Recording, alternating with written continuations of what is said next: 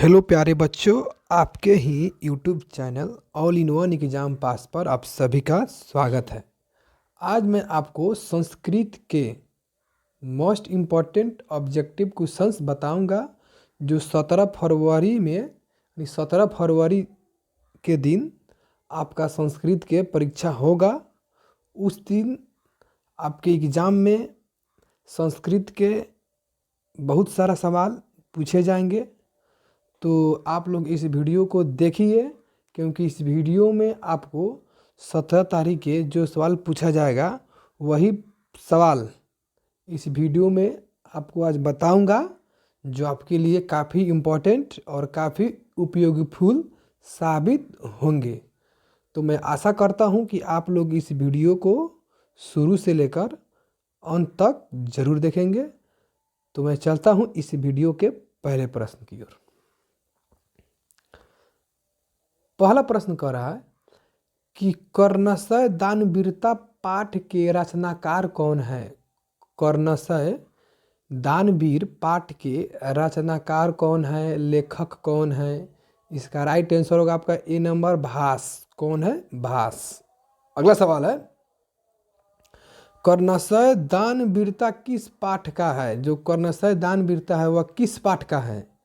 इसका right answer होगा आपका ए यानी नाटक। अगला सवाल है, कर्णशय दानवीरता कहाँ से लिया गया है? जो कर्णविषय दानवीरता है, कर्णशय दानवीरता, वह कहाँ से लिया गया है? इसका राइट आंसर होगा सी नंबर, कर्णभार से लिया गया है। अगला सवाल है कि सूर्यपुत्र कौन है? सूर्यपुत्र का नाम क्या है? सूर्यपुत्र कौन है? आप लोग महाभारत देखे हुए बताइए कि सूर्यपुत्र किसको कहते हैं?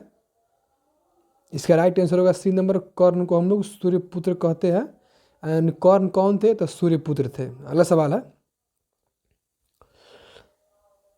कर्ण किसको कवच और कुंडल देता है? जो कर्ण है, महाभारत आप लोग देखे हुएगा, तो कह रहा है कि कर्ण जो है वह कवच और कुंडल किसको देता है? इसका राइट आंसर होगा आपका सी नंबर, इंद्र को कवच और कुंडल को देता है। अगला सवाल है, कर्ण किस देश का राजा था? कर्ण किस देश का राजा था? इसका राइट आंसर होगा सी नंबर, अंग देश के राजा था। अगला सवाल है, कर्ण किसको नमस्कार करता है? कर्ण किसको नमस्कार करता है? इसका राइट आंसर होगा सी नंबर, इंद्र को कर्ण नमस्कार करता है। अगला सवाल है, कुंती पुत्र कौन है? कुंती पुत्र कौन है? इसका राइट आंसर होगा आपका ए नंबर, कर्ण। जो कर्ण थे कुंती पुत्र थे। अगला सवाल है, करा कि कर्ण किसके पक्ष में युद्ध करता था? जो कर्ण है वह किसके पक्ष में, किसके खिलाफ युद्ध करता था, लड़ता था? इसका राइट आंसर होगा आपका बी नंबर, कौरव के पक्ष में। अगला सवाल है, कर्णभार नामक नाटक के रचनाकार कौन है? कर्णभार नामक रचना के, कर्णभार नामक नाटक के रचनाकार कौन है? इसका राइट आंसर होगा डी नंबर, भास। अगला सवाल है,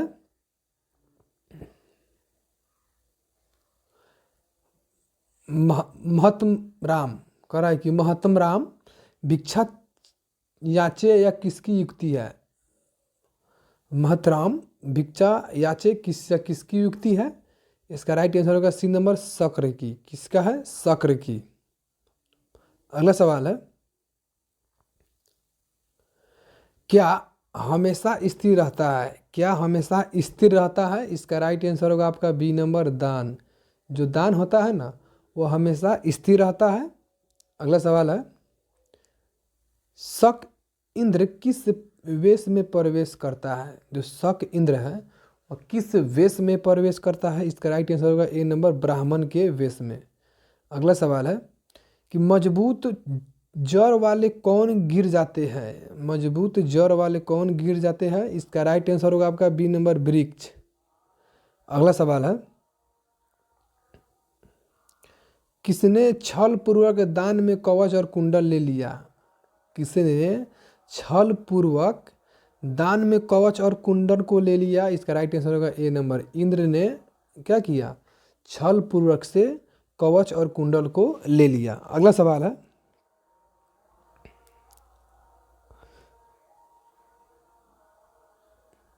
कह रहा है कि धर्मो ही यतने डैश गुण धारनते श्लोक कहाँ से लिया गया है? इसका राइट आंसर होगा बी नंबर, कर्णशय दान वीरता।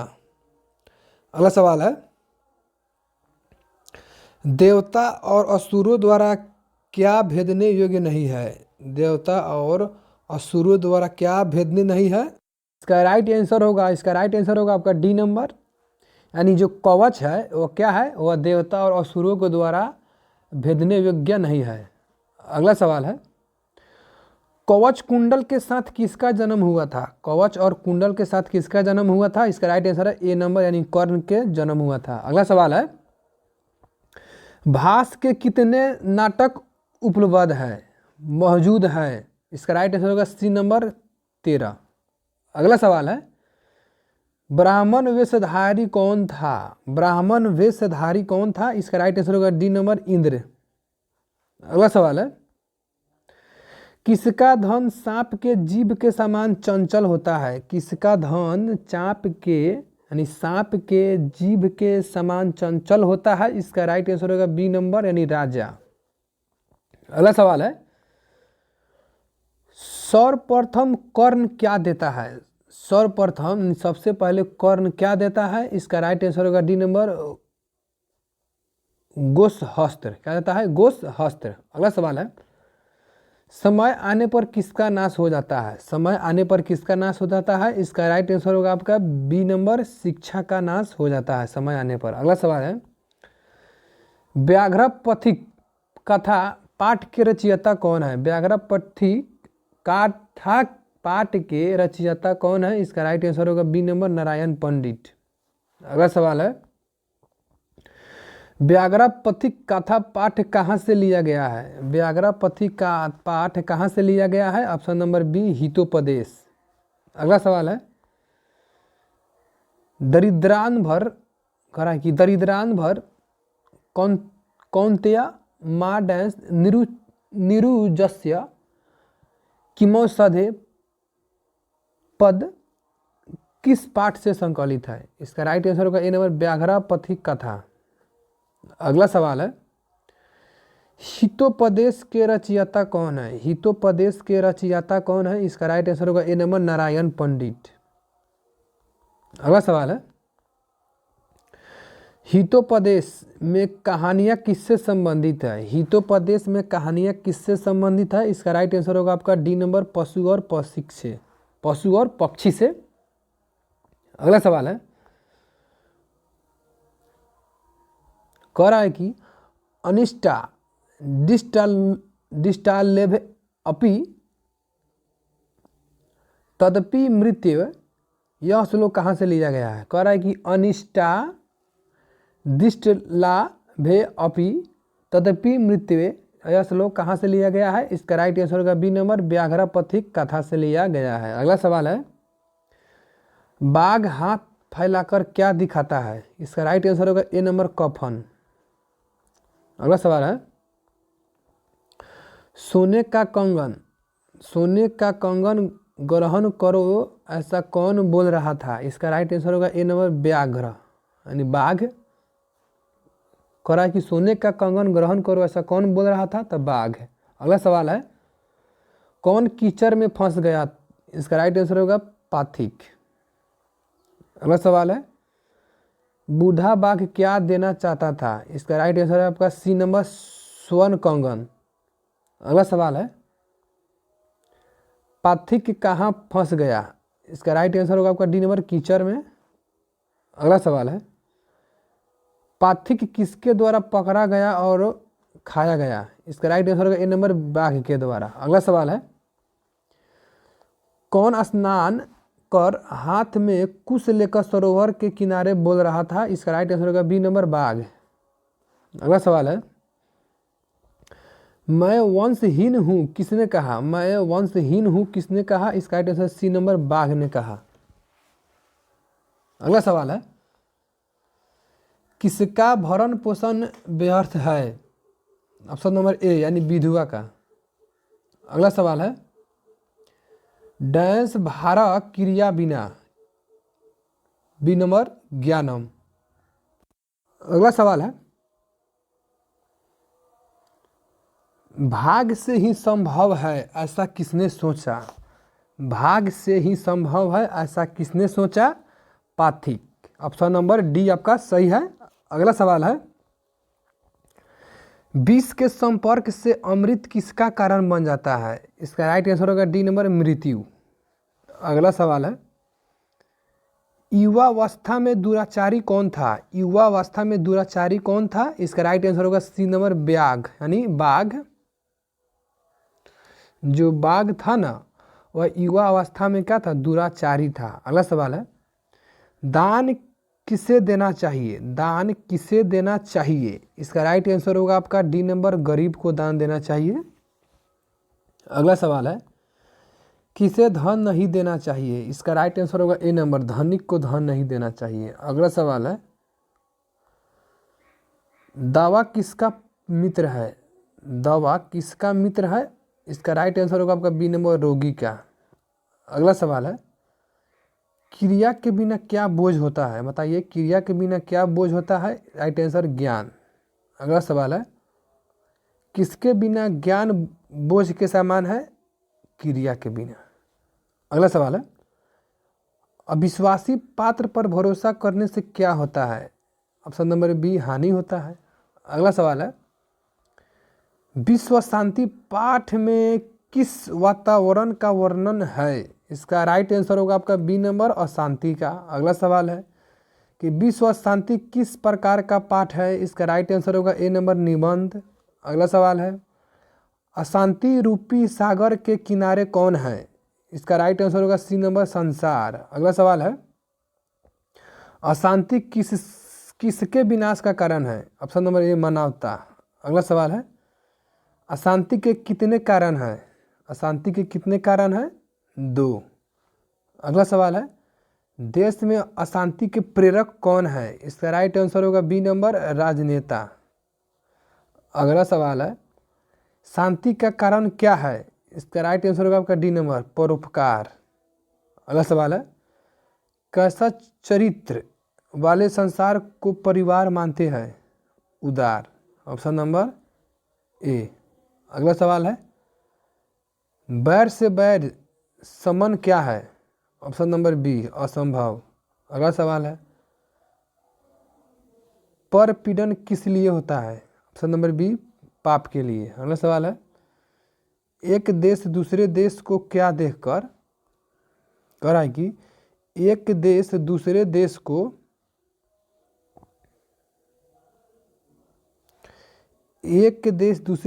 को क्या देखकर जलता है? इसका राइट आंसर होगा आपका बी नंबर उत्कर्ष को देखकर क्या करता है? जलता है। अगला सवाल है कि वस्तुतः इस संसार किस महासागर के कुल मध्य स्थित दिख रहा है? इसका राइट आंसर होगा आपका सी नंबर अशांति के महासागर। अगला सवाल है,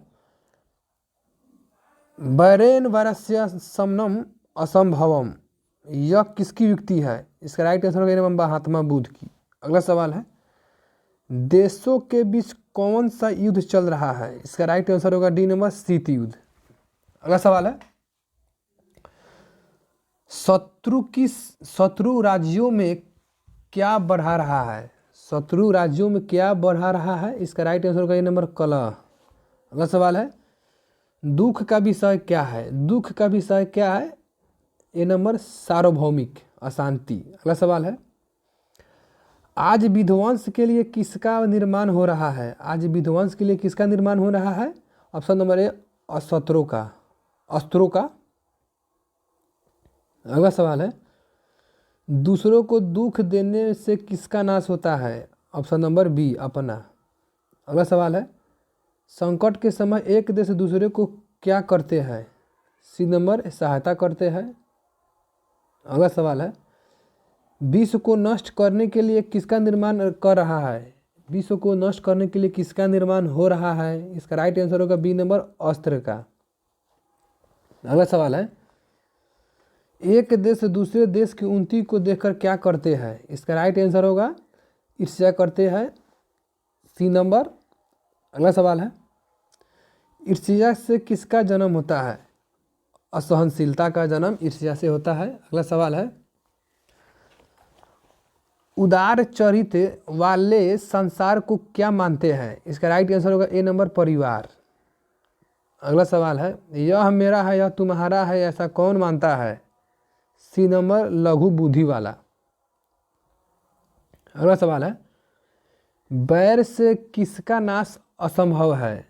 इसका राइट आंसर होगा ए नंबर बैर का। अगला सवाल है, हम सबों को किसका त्याग करना चाहिए? डी नंबर स्वार्थ का त्याग करना चाहिए। अगला सवाल है, किसके बिना ज्ञान बोझ है? ऑप्शन नंबर सी क्रिया के बिना ज्ञान बोझ है। अगला सवाल है, व्याकरण के रचनाकार कौन है? Right answer B number Panini है। अगला सवाल है, शास्त्रकारा किस प्रकार का पाठ है? इसका राइट आंसर ए नंबर वार्तालाप। अगला सवाल है, शास्त्र मानव को किसका बोध कराता है? सी नंबर कर्तव्य। अगला सवाल है, वेद रूपी शास्त्र क्या होता है? ऑप्शन नंबर बी नित्य होता है। अगला सवाल है, शास्त्र किसके लिए कर्तव्य और अकर्तव्य का विधान करते हैं? इसका राइट आंसर होगा बी नंबर मानव के लिए। अगला सवाल है, शास्त्र किसके द्वारा रचित है? शास्त्र किसके द्वारा रचित है? ऑप्शन नंबर डी ऋषियों के द्वारा रचित है। अगला सवाल है, शास्त्र किसको कर्तव्य और अकर्तव्य का बोध कराता है? ऑप्शन नंबर ए मानव का। अगला सवाल है, कृषि विज्ञान के प्रवर्तक कौन है? C number Parashar. अगला सवाल है, मीमांसा दर्शन के प्रवर्तक कौन है? इसका राइट आंसर होगा डी नंबर जैमिनी। अगला सवाल है, चरक संहिता की रचना किसने की? राइट आंसर सी नंबर चरक। अगला सवाल है, आर्यभट्टीय नाम ग्रंथ किनका है? आर्यभट्टीय नामक ग्रंथ किनका है? ऑप्शन नंबर ए आर्यभट्ट का। अगला सवाल है, योग दर्शन के प्रवर्तक कौन है? ऑप्शन नंबर बी पतंजलि है। अगला सवाल है, निरुक्त के रचयिता कौन है? निरुक्त के रचयिता कौन है? Option number A Yaska. अगला सवाल है, न्याय दर्शन के प्रवर्तक कौन है? Option number B Gautam. अगला सवाल है, वराहमिहिर द्वारा रचित कौन सा ग्रंथ है? ऑप्शन नंबर सी बृहत संहिता। अगला सवाल है, ऋष यादि परिणीत को क्या कहते हैं? ऑप्शन नंबर सी कृतक। अगला सवाल है, ऋषि गौतम ने किस दर्शन की रचना की? राइट आंसर बी नंबर न्याय दर्शन। अगला सवाल है, निरुक्त का क्या कार्य है? ऑप्शन नंबर बी वेदार्थ बोध। अगला सवाल है, महर्षि यास्क द्वारा रचित ग्रंथ का नाम क्या है? ऑप्शन नंबर निरुक्तम। अगला सवाल है, सभी छात्र किसका अभिवादन करते हैं? सभी छात्र है किसका अभिवादन करते हैं? शिक्षक का अभिवादन करते हैं, आदर करते हैं, मान सम्मान करते हैं। अगला सवाल है, सांख्य दर्शक के प्रवर्तक कौन है? सांख्य दर्शक के प्रवर्तक कौन है? Option number D Kapil. अगला सवाल है, किसके 6 अंग हैं? इसका राइट आंसर होगा आपका बी नंबर वेद। वेद के 6 अंग है। अगला सवाल कह रहा है, किसके 6 अंग है? इसका राइट आंसर होगा बी नंबर वेद। अगला सवाल है, भारतवर्ष में किसकी महती परंपरा सुनने को मिलता है? इसका राइट आंसर है सी नंबर शास्त्रों का। अगला सवाल है, पाणिनि ने किसकी रचना की? ऑप्शन नंबर बी व्याकरण की। अगला सवाल है कि वेद रूपी शास्त्र क्या होते हैं? वेद रूपी शास्त्र क्या होते हैं? नित्य होते हैं। अगला सवाल है, मनोरंजन के लिए शास्त्रकारा किस पाठ शैली का है? ऑप्शन नंबर सी प्रश्नोत्तर। अगला सवाल है, कक्षा में कौन प्रवेश करते हैं? ऑप्शन नंबर बी शिक्षक। अगला सवाल है, छात्र किसके शास्त्रों से अवगत होगा? Option number D Sanskrit. अगला सवाल है, ज्ञान का शासक कौन है? ज्ञान का शासक कौन है? ऑप्शन नंबर सी शास्त्र। अगला सवाल है, मनुष्यों को कर्तव्य और अकर्तव्य की शिक्षा कौन देती है? ऑप्शन नंबर बी शास्त्र। अगला सवाल है, वेदों के कितने अंग हैं? जो वेद होते हैं उसके कितने अंग हैं? ऑप्शन नंबर ए 6, वेद के 6 अंग है। अगला सवाल है, शिक्षा क्या बोध कराता है? शिक्षा क्या बोध कराता है? ऑप्शन नंबर बी उच्चारण क्रिया का बोध कराता है। अगला सवाल है, कल्प किस प्रकार का ग्रंथ है? इसका राइट आंसर है ए कर्मकांड। अगला सवाल है, विवाह संस्कार के अंतर्गत क्या नहीं आता है? गोदान। अगला सवाल है, संस्कार प्राय कितने प्रकार के होते हैं? इसका राइट आंसर ए नंबर 5 प्रकार के होते हैं। अगला सवाल है कि शांत संस्कार किसके अंतर्गत आता है? इसका राइट आंसर है डी नंबर शिक्षा काल के। अगला सवाल है, चूड़ा कर्म संस्कार किसके अंतर्गत आते हैं? इसका राइट आंसर सी नंबर शैशवावस्था।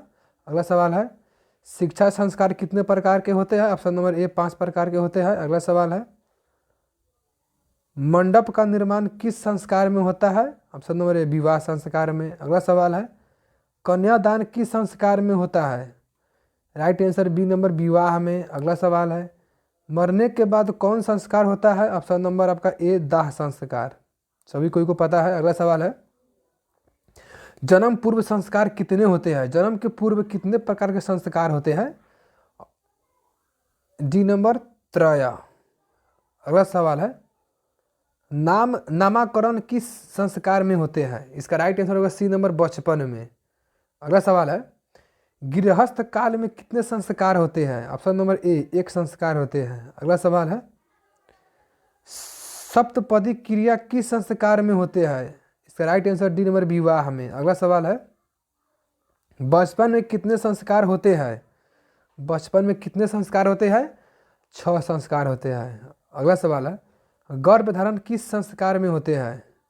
इसका राइट आंसर होगा ए नंबर जन्म से पूर्व। अगला सवाल है, भारतीय दर्शन का महत्वपूर्ण उपादान क्या है? सी नंबर संस्कार। अगला सवाल है, भारतीय दर्शन का महत्वपूर्ण स्रोत क्या है? भारतीय दर्शन का महत्वपूर्ण स्रोत क्या है?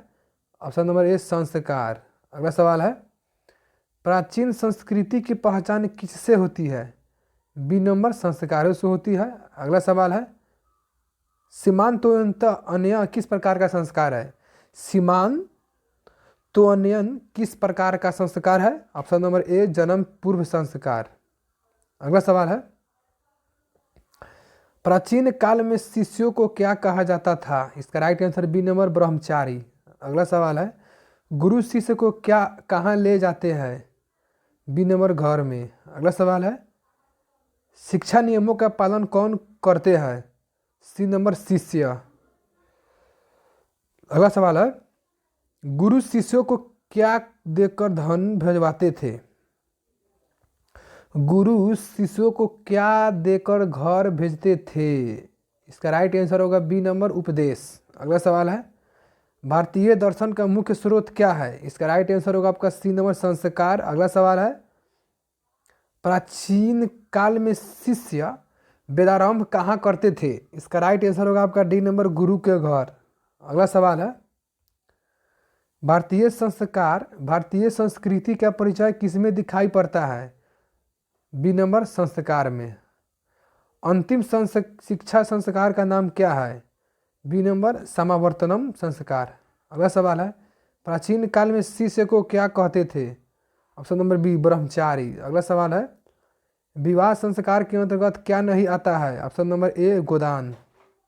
अगला सवाल है, भारत महिमा पाठ का द्वितीय श्लोक किस पुराण से संकलित है? बी नंबर भगवत पुराण से संकलित है। अगला सवाल है, भारत भूमि पर जन्म लेने वालों को किससे तुलना की गई है? ऑप्शन नंबर बी देवता से तुलना की गई है। अगला सवाल है, भारत भूमि का गान कौन करते हैं? डी नंबर देवतागण करते हैं। अगला सवाल है कि भारत महिमा पाठ के रचनाकार कौन है? इसका राइट आंसर बी नंबर महर्षि वेदव्यास है। अगला सवाल है, भारत भूमि किससे सुभित है? इसका राइट आंसर होगा सी नंबर सागर पर्वत निर्झर। अगला सवाल है, भारत की महिमा कहाँ गाई जाती है? इसका राइट आंसर होगा आपका बी नंबर सर्वत्र, सभी जगह। अगला सवाल है, भारत के उत्तर में कौन प्रहरी की तरह विराजमान है? हिमालय। अगला सवाल है, भारत महिमा पाठ का श्लोक किस पुराण से लिया गया है? इसका राइट आंसर होगा आपका सी नंबर, विष्णु पुराण से लिया गया है। अगला सवाल है, हम लोग के लिए सादा कौन पूजनीय है? हम लोगों के लिए सादा पूजनीय कौन है? बी नंबर, भारत पूजनीय है। अगला सवाल है, देवतागण क्या गाते हैं? इसका राइट आंसर होगा आपका डी नंबर, गीत गाते हैं। अगला सवाल है, भारत में जन्म लेने वाला किनकी सेवा करते हैं? श्री हरि का। अगला सवाल है, भगवान कहाँ जन्म लेना चाहते हैं? इसका राइट आंसर होगा ए नंबर, भारत में। अगला सवाल है, किसके गीत देवता भी गाते हैं? भारतवर्ष का गीत देवता भी गाते हैं। अगला सवाल है, गयंती देवा पुरुषा श्रोतवात किस पाठ से लिया गया है? ऑप्शन नंबर सी, भारत महिमा। अगला सवाल है, मोक्ष प्रदान करने वाली भूमि कौन है? इसका right answer A number, Bharat है। अगला सवाल है, अहो कह रहा है कि अहो अमीशाम अस्प्रिया हिना किस पुराण से लिया गया है? ऑप्शन नंबर ए, भागवत पुराण से। अगला सवाल है, पुराण के रचनाकार कौन है? इसका राइट आंसर होगा बी नंबर, वेद व्यास। अगला सवाल है, हम सबों का कर्तव्य क्या है? हम सबों का कर्तव्य क्या है? राष्ट्रभक्ति। अगला सवाल है, आधुनिक गीत के रचनाकार कौन है? इसका राइट आंसर होगा आपका बी नंबर, उमा शंकर मिश्र। अगला सवाल है, यहाँ के लोग किस भाव से रहते हैं? इसका राइट आंसर होगा बी नंबर, एकता के भाव से यहाँ के लोग रहते हैं। भारत के लोग एक दूसरे से मिलजुल कर रहते हैं, किसी से बैर दुश्मन नहीं रखते हैं। भारत का गुण देवता भी गाते हैं और देश भी गाते हैं। भारत सभी देश में प्रचलित है, इसका गुणगान सभी देश के लोग गाते हैं।